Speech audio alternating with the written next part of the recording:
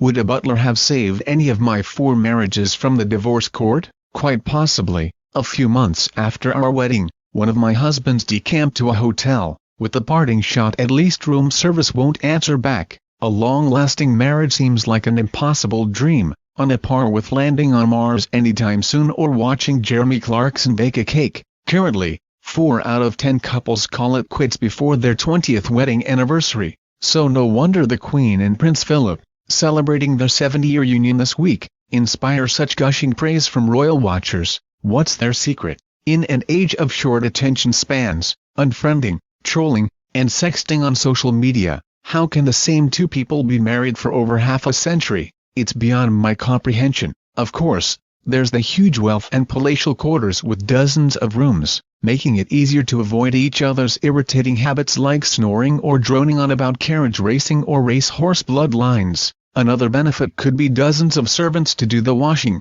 press all those smart suits, choose what you have to wear and put it all away afterwards. Tired of seeing the same face on the other side of the dining table? Don't forget the royals have got the Commonwealth, with plenty of former territories they can visit on state business, and they used to own a swanky yacht for working cruises. In spite of council cutbacks, food banks, NHS waiting lists and a lack of starter homes, there's still a royal train, available for a quiet night in a siding en route to the Highlands and several months stalking and shooting. Without a doubt, the royal couple have all sorts of extras which more than partially offset the endless ceremonies and life on permanent show. For most of us commoners, though, staying married is a challenge, and the divorce rate in England and Wales has risen for the first time in a decade. There's a growing movement to facilitate easier divorce in the UK, removing the antediluvian concept of blame, if successful, and divorce is simpler and less costly. I predict that there will be a rush to end loveless unions.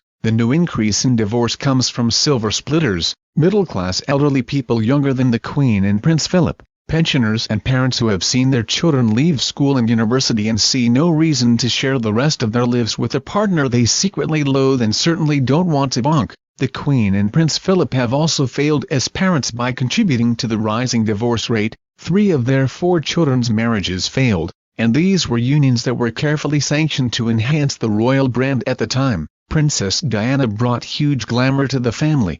Prince Charles was stunted emotionally, and unable to cope. Sarah Ferguson was gorgeously chatty and fun, but not someone who could fit in and be dreary. As for Princess Anne, the reasons for the end of her marriage were kept under wraps, and afterwards her children and ex-husband all seemed to get on together in the no-nonsense way you'd expect. Which brings us back to the enigma of the 70-year royal marriage. Their anniversary-produced twaddle-like love and humor have helped them achieve the longest-lasting marriage in British royal history. For another view of the monarchy, I recommend Craig Brown's hilarious biography of Princess Margaret, based on observations by dozens of people who had the misfortune to cross her path, entitled Darling Ma'am. As the book reveals, it can't have been easy to have had such an unpleasant self-centered idle younger sister, whose taste in men was utterly bizarre and whose manners were atrocious. Maybe living with the wacky Margaret, existing in a state of constant damage limitation, conditioned the Queen to tolerate Prince Philip's wandering eye and prolonged absences.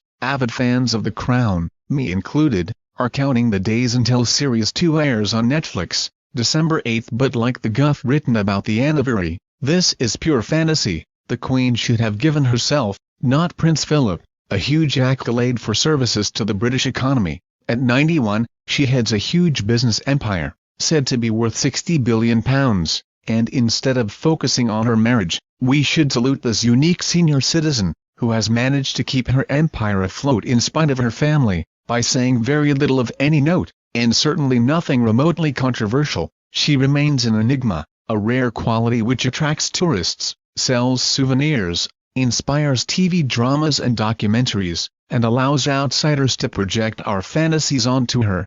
Sadly, the younger members of the royal family, with their radio appearances, charity events and naff baby pictures, are fast downgrading the monarchy to just another app on our phones. All the talk from Harry and William of modernizing the monarchy and making it accessible, spells the end of the royal business, run so brilliantly by their clever grandmother. Thank you for watching.